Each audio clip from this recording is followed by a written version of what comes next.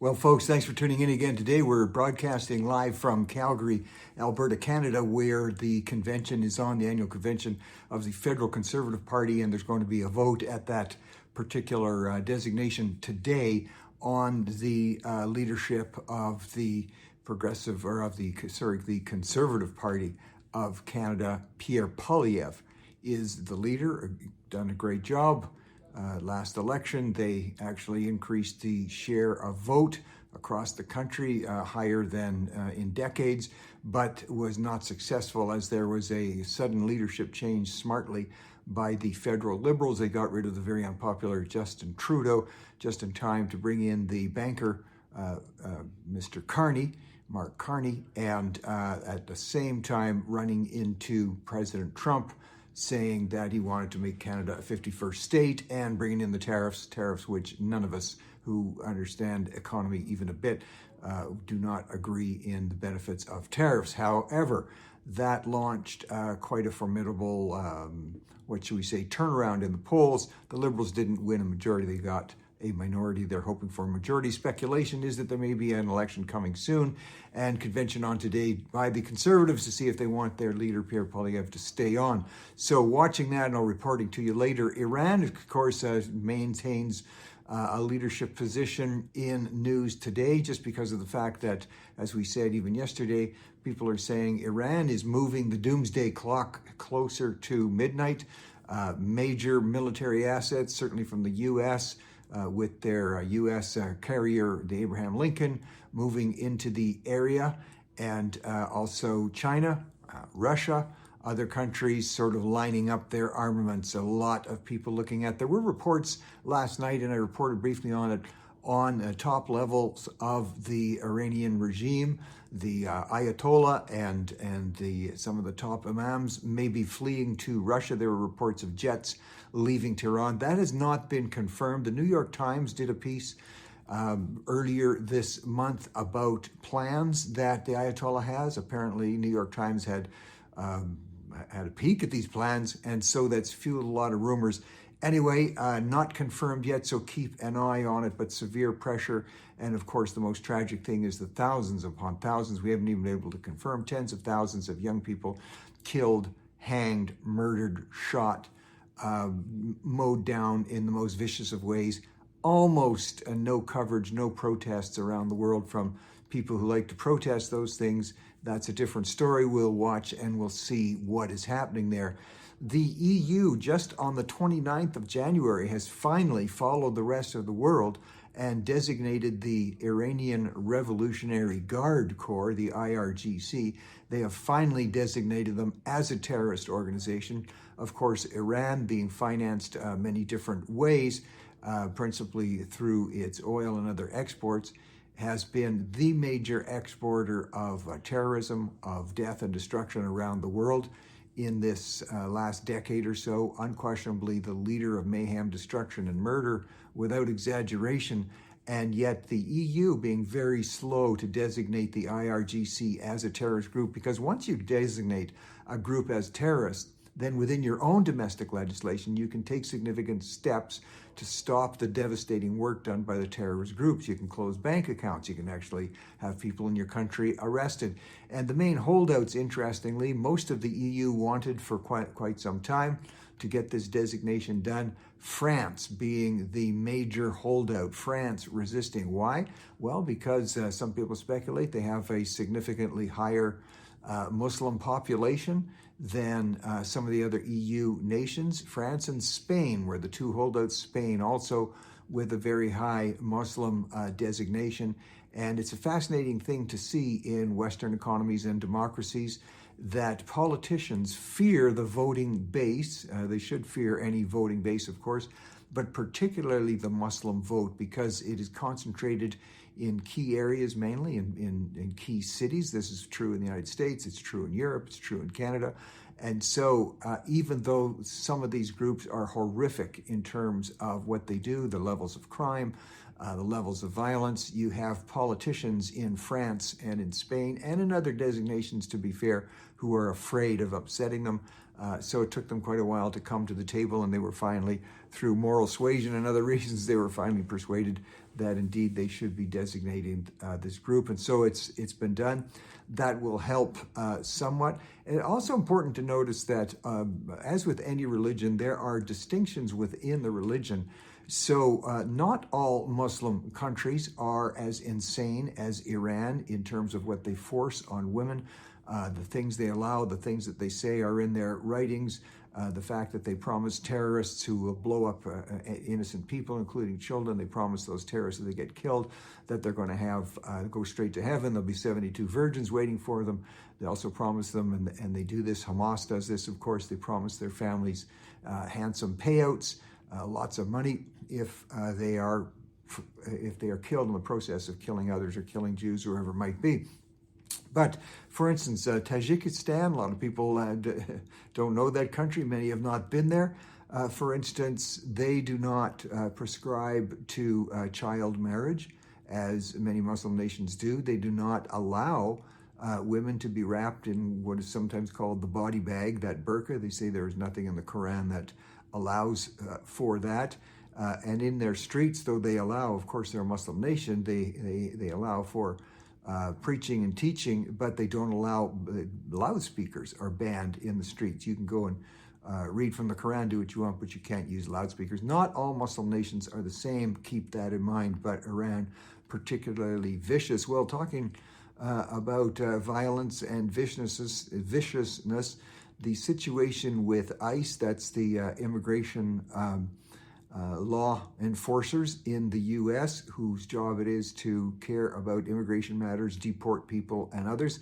It's toned down a bit in Minneapolis after two very tragic deaths. And finally, they're doing what some of us have been saying they should have been doing for a long time. They're making it very clear, and they've brought in their head of, they call him the border czar, the top border guy, Tom Holman, who is purported to be a little more circumspect and a little more thoughtful in terms of how he deals with getting serious violent lawbreakers who are there illegally out of the country.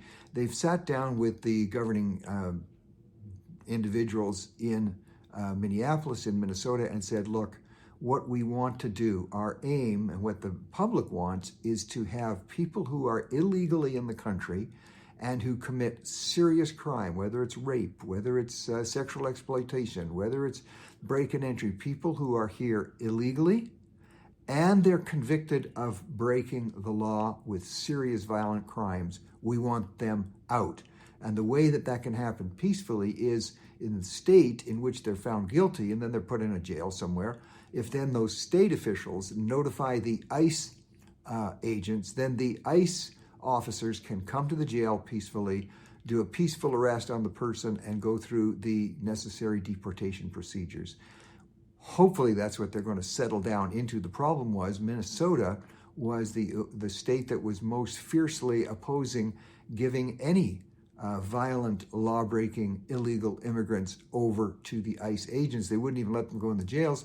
So ICE was having to go to the homes, the addresses of the people who had been done, this is careful, we're saying this carefully, committed, found guilty of violent crime and were in the country illegally. And it was in going to the homes and going to the public places that was creating a target for the protesters, resulting in the huge violence. So some of the blame going to the politicians in Minnesota who were actually themselves alleged to be breaking the law by not handing over these violent criminals. Seems like they've got that worked out. Let's see if it holds. We certainly hope it does, because however people are on the issue of immigration, most citizens in any country, the same as in Canada, they don't want people in the country who are there illegally to be violently criminal. They want them out, and that seems to be the focus. We'll see if that happens.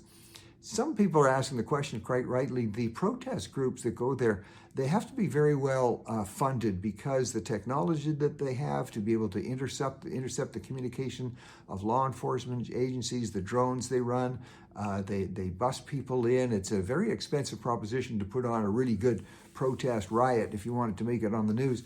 And so where does the money come from?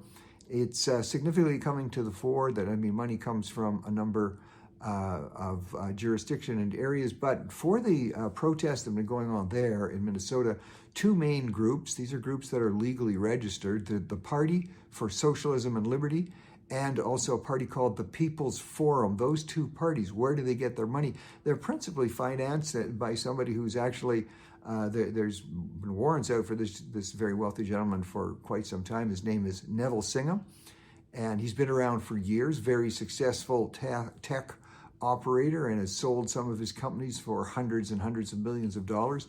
And he is a main financer of what's called the NGOs, the non-government organizations that then list under names like the People's Forum or the Party for Socialism and Liberty. And they need funding, and they get it quite handsomely from people like Neville Singham. He actually had to flee the United States because he was being questioned on various dubious activities.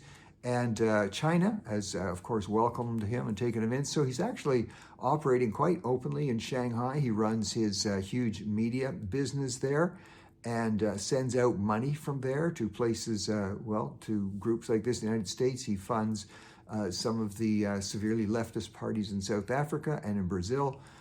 The election of De Silva, who's commonly known as Lula, in Brazil, that's coming up this year, so he's getting funding from various sources, including this one. And what his job is, or he takes it on as his job as a billionaire, to sell the China story. As a matter of fact, he says, my job is to tell the China story well. So a major propaganda piece for the human rights violating communist government. That's where Mr. Singham is holed up. He's sending out his money. That's where a lot of the money comes from. He ran and sold a company called Software Company, and he ran a software company called Thoughtware, and made a ton of money on that, and good for him. I'm always excited to hear people making money. It's what they do with that money, which unfortunately can be pretty disturbing. He runs another company called Worldwide Media, and they've just invested in a company called NewsClick. That's a company that comes up with the ways to get you onto NewsClick, how to click and how to keep things going. So a little bit of background work there on how these operations, these violent protesters, are funded. Nonprofit groups, nonprofit organizations, of course, are very important in any society, as they should be. And it's these nonprofit groups and foundations that often get their money to do stuff that isn't really all that nice, let's just put it that way. Well, Mayor Mamdani in New York continues to comment. He has said that New York is in the worst recession ever. He says it's the worst recession ever. Excuse me. He doesn't want to attribute any of that to the fact that hardworking people who can make money are leaving New York City. Businesses that don't like getting taxed and regulated to death are moving and taking the jobs and investment to other states. Right now in the city of New York, he has said, Mamdani has said, it's the worst recession ever. And so what he is going to do, he's going to be raising taxes even more and bringing in even more regulation. And this isn't just billionaires, this could be entrepreneurs, this could be innovators. These are the people who create jobs, who create flourishing communities. He's going to tax them literally to death. They're fleeing New York City. It's only going to get worse, which brings into an interesting, there's a term that's been developed and it's out there now. It's not the term recession, it's the term vibesession. And this is a term that's being used to describe when people think there's a recession, but they're going on the vibes. They are not necessarily going with the facts. They just kind of have a feeling that things aren't that good. So it's called, we're into a vibe session. So here's the contrast. One of the indicators that's used, certainly in the United States, to determine how well the economy is doing is something called the S&P 500. S&P is just an investment firm, Standard & Poor's is what they're called. And where they get their 500, and this has been a measuring stick, a measuring tool since way back in the 1920s for almost 100 years. They take the top 500 companies in the US, that's the value of those companies, regardless of what they sell or what they do, and they say in a given year, what's the value of those 500 companies? So that's where they get the term, the S&P 500. And then they post the value. The value of those, they use a point system. 1 point is equal to so many values or so many dollars. And it has never been that, the ceiling on that valuation has never been above this magic number of 7,000. It is now above 7,000. It has crashed through 7,000, signifying, does that mean all stocks and all companies are doing well? No, but it says the top 500 are doing better than they have ever done, and they're providing more jobs than have ever been provided, and they are providing more taxes to the government than have ever been provided. So it's a health indicator of the economy.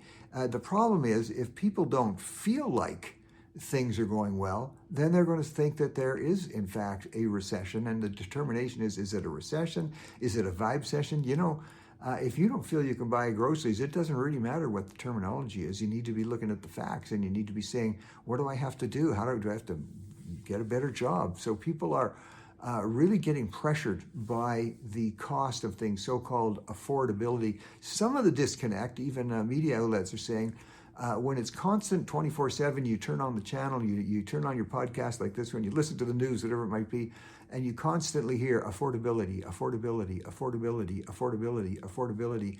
You really do start to think, wow, the biggest problem is affordability. No, affordability is an issue, but I keep saying this, please remember this. The single greatest factor in inflation, there's other factors, the single greatest factor, what causes inflation, is governments spending borrowed money. That causes inflation. It causes the value of your dollar to decrease. The purchasing power of your dollar decreases every time you hear a politician, I don't care what political party, every time you hear a politician announcing new spending, and they're doing that with borrowed money, you can guarantee you will lose purchasing power, because that's going to cause inflation. So yes, that you will lose the power to buy those groceries. People have got to get away from the fact, and it's really promoted by some politicians to the left and sometimes on the right, because they want votes. Giving people free stuff is the single biggest way most politicians think they can get elected. Give free stuff. The problem is it's not free, it's borrowed money. That money has to be paid back in compound interest, and it winds up in increased taxes, and in fact it reduces the power of your dollar. So vibe session, a recession, whatever it is, wherever you live, and I'm talking municipality, state, province, or national government, tell your politicians to stop stop increasing spending of borrowed money. Well, media coverage is always key, as we've just been saying on this. So there's a one story, major story actually, that's come out of the ICE protest, and you'll recall last week a church was basically invaded by protesters. Churches are protected under law in terms of you can't break in, you can't disrupt services. That's a constitutional right. But it did happen in a very aggressive fashion. And Don Lemon, if you remember Don Lemon, he was the top anchor for CNN for 17 years, and they eventually fired him. He was too left-wing for CNN, if you can believe that. So somebody of that stature who's had that many followers, he's doing okay. He's got his own little news network, and he just, miraculously, accidentally happened to be on the scene in the church there. And anyway, he was a central part of being there. He broadcast from there. He made comments that were suggesting that it's a people's right to disrupt religious services. It is not. Unfortunately, what the government has done now, they're actually charging him. He's been arrested. And you know what? Anytime you charge or arrest a journalist, you better have some really, really solid reasoning behind it. I believe that was not a good move. I believe he's going to take on the martyr complex now. I believe it's just going to boost his own ratings and make government look bad, because when it goes to the courts, especially if the courts, as they are, populated mainly by judges who have been put in place there by left-wing governments, I don't see how the government's going to win on this. They're going to look bad. They're going to look like they're persecuting journalists. All journalists, whether they like Don Lemon or not, get twitchy when they see journalists being arrested. I think they should drop the charges. But anyway, we're going to see. I just wanted to give you some update on that, and update on some of the other things we're doing. Well, there's in Canada, the federal Liberals launched what they call a gun buyback program. They're going to reduce crime in Canada by taking people's guns, but they don't want to look like they're confiscating them, so it's a buyback. And which guns? Well, they've got a list, believe it or not, of guns that they say could be used on a battlefield. And those are the ones they're going after. And they've got, believe it or not, that list is 2,500. There's over 2,500 different types, not just of guns, but of the different fittings that go on guns. And they're telling people, look, we'll buy them back from you before the deadline when we declare them all illegal of October 30th, 2026. And so they launched the program in Nova Scotia. This is a multi-billion-dollar program, multi-billion that could be going to healthcare, that could be going to education. But the Liberals are stuck on this thing about, if they just take away everybody's guns, then there'll be peace everywhere. And of course, that's been tried in history for thousands of years. Take away the guns, it's usually the innocent people who lose the firearms. The bad guys keep them. They're the ones that keep continuing with the mayhem. So they launched the program and they got, are you ready? Brace yourself if you didn't see it, because media doesn't like reporting on government failures. They had a total, here's the total number of guns that were handed in. And this is people getting paid for them. 25. Yeah, 25. No, not the sound did not clip on you there. 2,500 guns were not turned in. 25. Out of a list of 2,500 different types of guns, it was a complete and utter disaster failure. Because of that, the province of Newfoundland and Labrador has now joined other provinces in saying we are not taking part in this ridiculous, insane gun buyback program. So Alberta is out, Manitoba is out, Saskatchewan is out, you've got the Yukon, you've got now Newfoundland and Labrador, all saying they're not participating. The government is stubbornly going ahead with billions of taxpayer dollars on a program that will do nothing to reduce gun crime in the major centers of places like Toronto and Vancouver. And that is because, again, federal Liberals don't like dealing with criminals.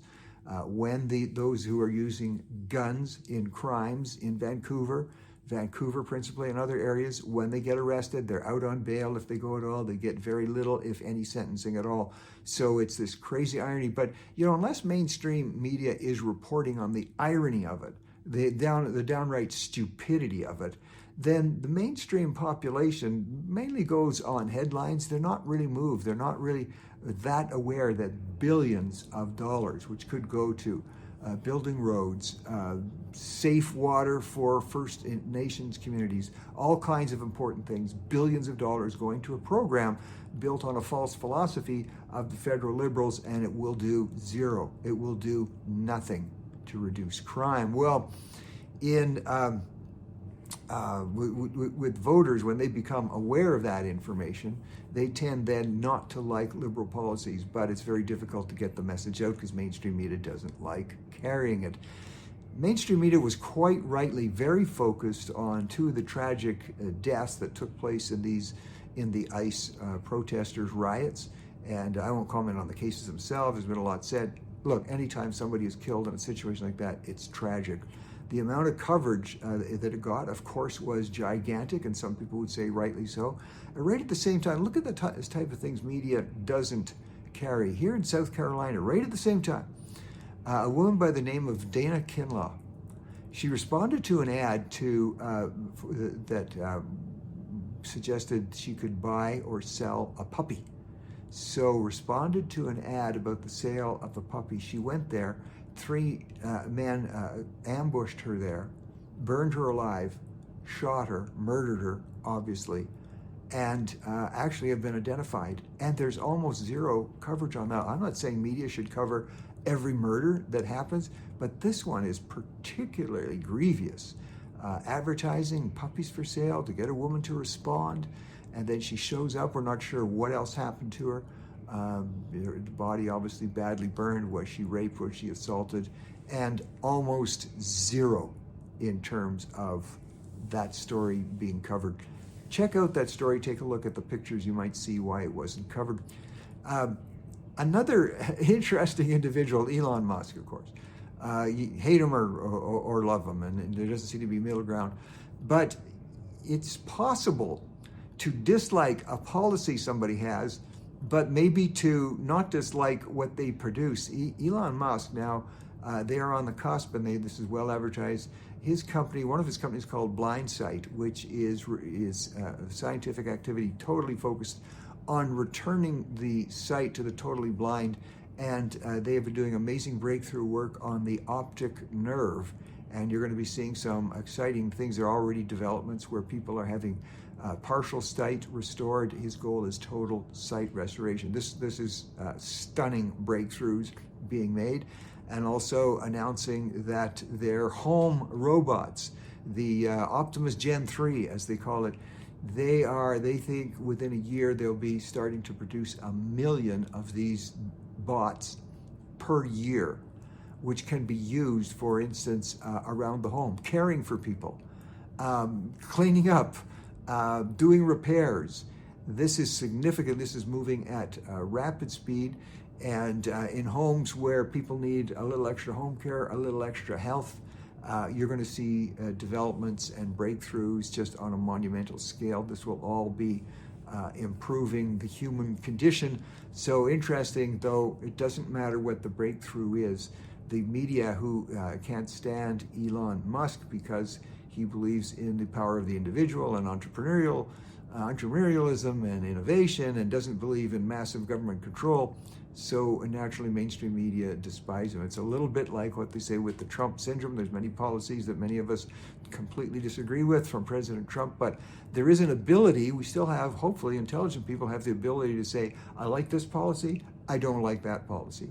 But with Trump derangement syndrome, as it's called, now it's Musk derangement syndrome. That means you dislike the person so much you can't say or do anything positive. So even if Elon Musk was to discover the cure to cancer, there would be people who wouldn't take it because it's Elon Musk. That's called a derangement syndrome. Much of media suffer from it, and it affects the millions of people who read this stuff. We'll talk about reading.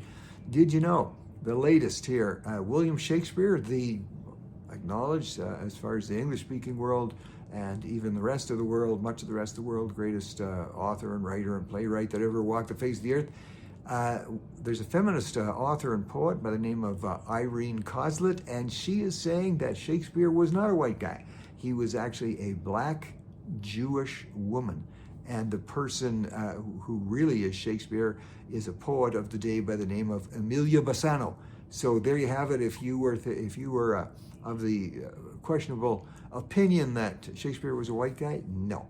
According to Irene Guard, it was black, Jewish, and a woman. Well, talking about trying to get to the truth, the Catholic Church has come out with, now I'm not saying it's the church itself, but there's a Catholic app out. There's a couple of these out. There's one called Halo that's helping people to pray, and I've checked that out a couple of times. It looks all right. I haven't looked at it in depth.